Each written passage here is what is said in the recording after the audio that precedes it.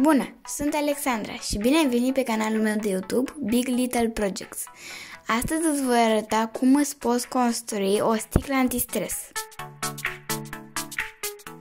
Înainte să ne apucăm de acest proiect, nu uita să dai un like, un share și să te abonezi la canalul meu de YouTube. Apasă și pe clopoțel dacă vrei să primești notificări de fiecare dată când postăm un nou videoclip. Vom avea nevoie de o sticlă înaltă, transparentă și plată pe ambele capete, pentru a o putea așeza pe ambele părți. Un scoci colorat, paiete colorate, margele de diverse dimensiuni, diamante artificiale,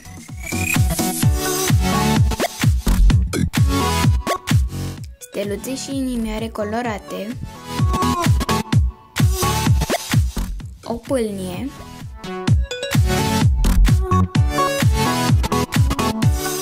și un ulei alimentar.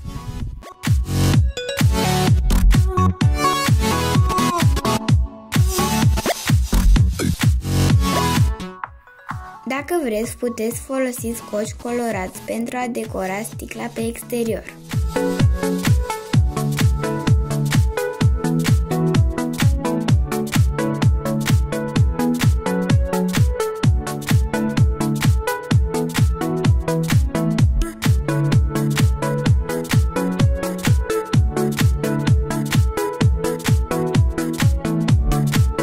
Eu am lipit scociul colorat pe ambele capete ale sticlei.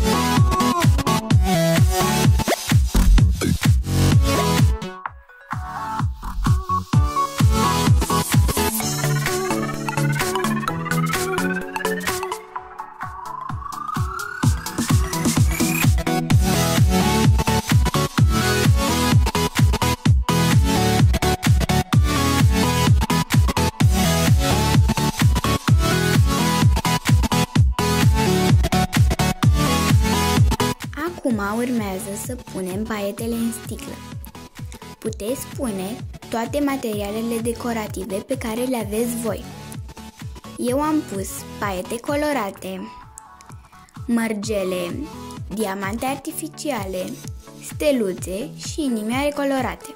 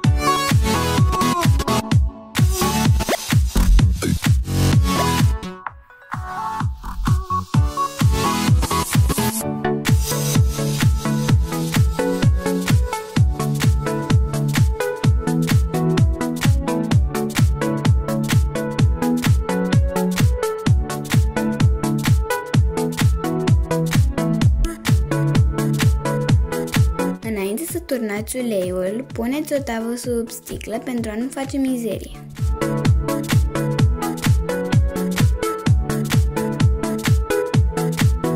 Folosiți o pâlnie pentru a turna ușor uleiul în sticlă.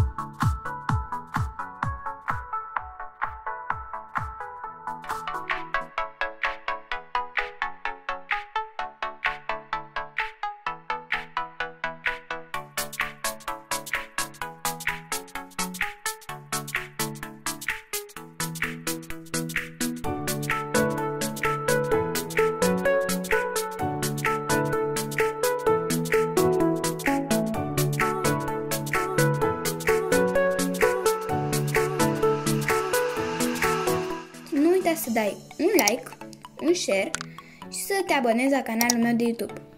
Apasă și pe clopoțel dacă vrei să primești notificări de fiecare dată când postăm un nou videoclip.